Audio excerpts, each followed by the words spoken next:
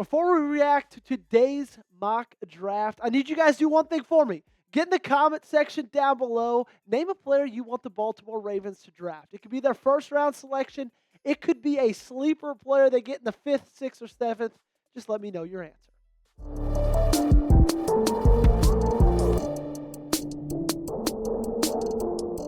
What's going on, everybody? Welcome into the show. I am your host, Joey Petersen, and on today's show, we're going to look at a full 7-round mock draft done by ESPN's Matt Miller. He gives every pick in the draft, including all 11 of the Baltimore Ravens selection. I'm going to tell you about the picks, then I'm going to give a little commentary on each, and we'll wrap up with my thoughts on the entire thing.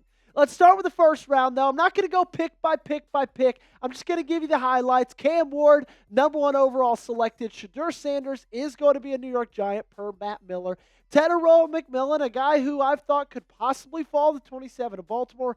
He goes number 6 to the Las Vegas Raiders. Ashton Jeanty goes number 10 to the Chicago Bears. The Dallas Cowboys add Tyler Warren. Colston Loveland goes to Indianapolis. They get a new tight end in the Motor City. And then you go pick 16 through 20. That's where Luther Burden III is taken off the board at pick number 20. Matthew Golden at 18. The safeties, Nick Eamon-Warry, Malachi Starks, they're gone in that range as well. Then you get to Pittsburgh's pick. That's Azariah Thomas. And then you go all the way to Los Angeles. They snag Omarion Hampton, the running back out of University of North Carolina. Green Bay gets Kelvin Banks Jr., the offensive tackle out of the University of Texas. Maxwell Hairston, the cornerback from Kentucky. He goes to the Minnesota Vikings.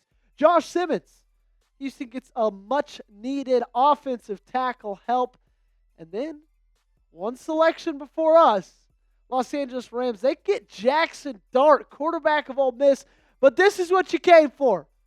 Derrick Harmon, pick number 27 by the Baltimore Ravens, the defensive tackle out of the University of Oregon. He's a pass rush specialist. And I'm not going to lie to you guys. When I saw this pick, I wasn't like blown away, excited, punched my fist in the air, but I don't hate it one bit. That's kind of my instant reaction to this. Okay, I think Derrick Harmon is going to be a really good player.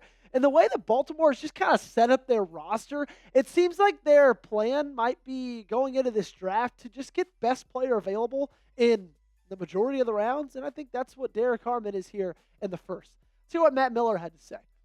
Baltimore needs youth and upgrades on both sides of the ball in the draft. And Harmon would give it a defensive tackle with versatility to play the 5 technique and kick inside as a pass rusher. He has a violent first step and arrives to the ball with aggressiveness. He would fit well with Baltimore's scheme, can work up and down a defensive line. And I couldn't agree more, right? You look at this Ravens front 5 and you talk about this Ravens front 5. Michael Pierce is gone. Nnamdi Madubuike, I don't want to say he took a step back this past year, but he didn't have quite as great of a season as he had the year before. Faced a lot of double teams. And that's because there's not as many other great players on the interior of that defensive line. You get Derrick Harmon in here, that's a player that offensive linemen have to worry about. That frees up Nnamdi Madubuike a little bit more. Grade it for me before we break it down a little further. Derrick Harmon, number 1, or I guess round 1, number 27th overall selection. Give me an A, B, C, D, or F in the comment section down below. Weigh in for me. I want to hear. Alrighty, let's talk a little bit about the good in the scouting report. He had a 91.2 true pass set pass rush grade. I'm just going to dumb it down for you. That's really good. 39 hurries, most in the NCAA, an 18.8 pass rush win rate that led the NCAA. However, he struggles a lot with his run stuffing, okay? 29.8 tackling grade. He had a 27.0 missed tackle rate. Both of those bottom of the barrel in the entire NCAA. And his stop rate was 64th in college football. Okay, so basically, Harmon is purely a pass rushing defensive tackle, which I don't think is a bad thing because I think on the interior, Baltimore needs more pass rushing interior defensive linemen. They got a lot from their exterior. Dafe Owe, Kyle Van Noy. They got a lot from those guys. However, they could use a little bit more on the inside. And I think that's exactly what Derrick Harmon brings. He's going to bring a guy that's going to be able to pressure the quarterback, that's going to be able to, force the quarterback's hand every now and then, I think that Baltimore got a really, really good player. Let's move on to round two. Alrighty, how about cornerback out of Iowa State, Darian Porter, with the 59th overall selection. And Darian Porter is a guy that I really haven't talked much about over these past couple of weeks doing these mock drafts. And the more I looked into Porter, the more I got excited about this selection. He had a wonderful year in 2024, the 12 games he played, only allowed 70 yards, 5 catches, a quarterback rating of 4.7, and had 5 pass breakups, 3 interceptions to add on to that.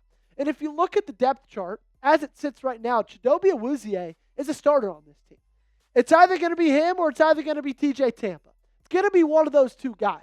It's not going to be Trey White. He's a UFA. He hasn't re-signed. He's probably going to go somewhere else. I don't think Jalen Armour-Davis is going to take that massive step up.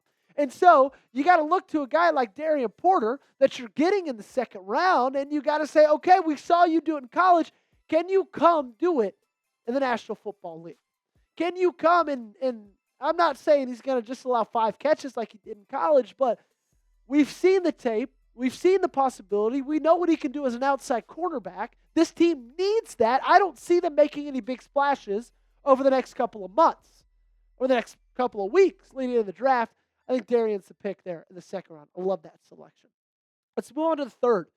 How about Jonah Savainea? Hope I'm saying that right, Jonah. He's the round 3, pick number 91 selection.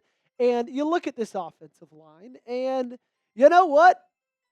I've said it all week. I said it a lot yesterday. I feel great about the tackle situation. I feel great about the center situation. It's the guards that I'm not that big of a fan of, okay? And you look at the snap count for a guy like Jonah over this past career with Arizona. You see a lot of snaps at tackle, right? If you combine the two of them, it's just about 1,400.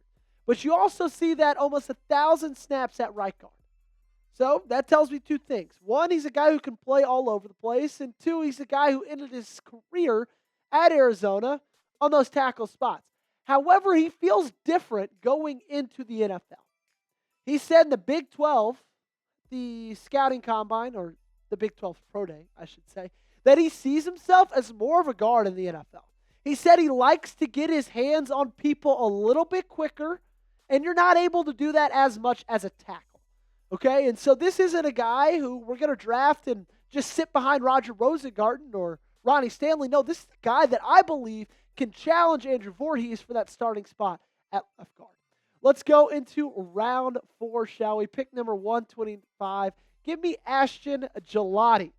I know it sounds like he's an ice cream, an Italian, but this guy, he did some fine things at the University of Louisville.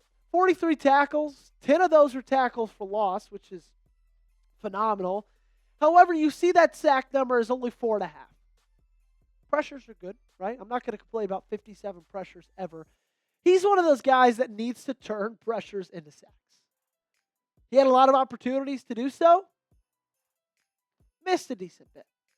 4.5 sacks, not a great thing going into the NFL. I like to have my defensive linemen have a little bit more sack production, especially when I thought edge was one of the biggest needs of this team, and he flat out doesn't have that.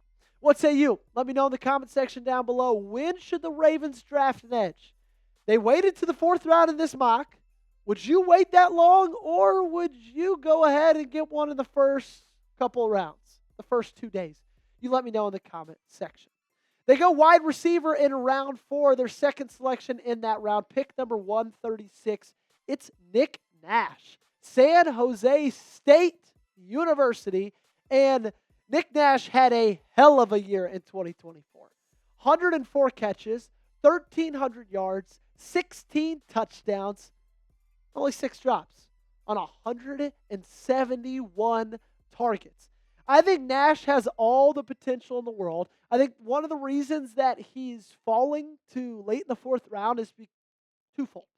One, he didn't play the best competition at San Jose State. 2, he's not like the quickest guy in the world, which I think that can be something to keep your eye on. but also at the same time, you put up 1,300 yards in a season on 104 catches. I'm going to trust you to be able to produce, maybe not a similar level, but just be able to produce in the National Football League. Round 5, and this is where it kind of starts being a head-scratcher. There's some head-scratching picks in the first 5 selections, but when you go to the 6th pick, Jackson Haas, tight end, 176 overall. This one just doesn't make sense to me. Doesn't make sense whatsoever. Mark Andrews was paid his $4 million roster bonus. Isaiah Likely is probably the best tight end, too, in the National Football League. Baltimore, I've heard, they're kind of looking to trade Mark Andrews, but they haven't gotten anything yet that would make them do that. And so Andrews will be on this team come September. Isaiah Likely will be on this team come September. Charlie Kolar will be on this team come September. Now, maybe Haas is like one of those guys that you say, okay, this is maybe the last year that Andrews plays. You need a kind of backup contingency plan, but I think that's what Isaiah Likely is. Maybe go tight end late in the 6th, early 7th, but in round 5 doesn't really make sense to me. Let's go on to round 6. Jarquez Hunter, running back out of the University of Auburn, or Auburn University, I think it is. And I really, really like this selection, okay? I love this selection because I know you got the king in there. You got King Henry. Jarquez is not going to compete for his spot. Hell, might not even compete for the running back 2 position behind Justice Hill. But Derrick Henry, time will come where he's not a Baltimore Raven anymore. And you need a backup plan. And Jarquez Hunter is a natural running back. Justice Hill is so versatile in what he can do in the passing game. But I don't know how much faith I have in him to just be an every down running back. Keaton Mitchell was great his rookie year until he got hurt, and then we only saw him in spurts in 2024. Jarquez Hunter, I think, is a guy that can ride with this team and be this team's future whenever, hopefully it's not for a long time, Derrick Henry is not in the picture anymore. Let's get another wide receiver. How about Pat Bryant out of the University of Illinois, pick number 203, second of the 4 6th-round picks. And I really think that Pat could turn into something. Had just south of 1,000 yards receiving at Illinois this past year. And the Fighting Illini, it's not a team that throws the ball around the yard a ton. You know, their head coach is Brett Bielema. He's a I formation, run it down your throat, 3 yards in a cloud of dust type coach. So any wide receiver that goes in there and puts up almost 1,000, I think it's something pretty exciting. He's 6'3". He's on the bigger side of wide receivers. I don't hate the selection. Don't love it. I think that he could turn into something if everything goes perfect for him. Let's go offensive line again. Pick number 210, Branson Taylor, offensive tackle out of the University of Pitt. And again, we're going to show you the depth chart. And I love the tackles. Roger Rosengarten, love what he was able to do at the end of the season. Ronnie Stanley, love what he was able to do for the entirety of the season. But we all know what Ronnie Stanley is. He's a little bit injury prone. And so what Taylor is he's a break glass in case of emergency type tackle. That's what this team needs. That's what Taylor is. He's a guy who maybe after a couple of years could develop into something nice, but he's not going to challenge for a starting spot in year 1. Late 6th-round picks rarely do. But you need depth piece at the tackle position. Let's go edge rusher again out of the University of Oklahoma. Ethan Downs, 212th overall pick. And I'm not in love with this selection. I'm just going to be honest with you. Ethan Downs had very limited production at Oklahoma, and that was really their only bright spot was their defense. And he wasn't necessarily able to shine there, even in that. He also has limited skill traits, limited size. A lot of times when you draft an edge rusher, you want there to at least be positives in one of those categories. You know, if you didn't go out there and give me 15 sacks, do you at least have the size and the speed to possibly project that in the future? I don't think that Ethan does. Let's stick on the defensive side of the ball for the final selection. Brandon Adams, cornerback. And I like going cornerback twice in this draft. I'm really excited to see what TJ Tampa pans into. I really think he could be something special this year. But Brandon Adams, he's a good depth piece. Again, I know I keep saying that a lot late in this draft, but that's kind of what these guys are. That's kind of what you need these guys to be. And I think that's exactly what Brandon Adams is. I want you to do something for me real quick. Rate this mock draft. Scale it 1 to 10. 10, best thing ever, you loved it. 1, worst thing ever, you hated it. You let me know your answer, and I'll let you know my answer right now. I'm rating it a 6. I didn't really like it. The first round selection was fine. Second round, like that selection. Third round, it was a good one. Then after that, I just kind of had a lot of question marks. Kind of had a lot of questions. Wasn't really in love with any of those late round selections. And I think a lot of times that's where these drafts are won. A lot of people can pick well in the first couple rounds. A lot of teams can't, but a lot of teams can. It's, can you last the entirety of the draft? Can you find those diamonds in the rough on day 3? And I don't know if you found it. Thanks so much for watching. As always, make sure you guys hit that subscribe button. I'll see you guys again later today.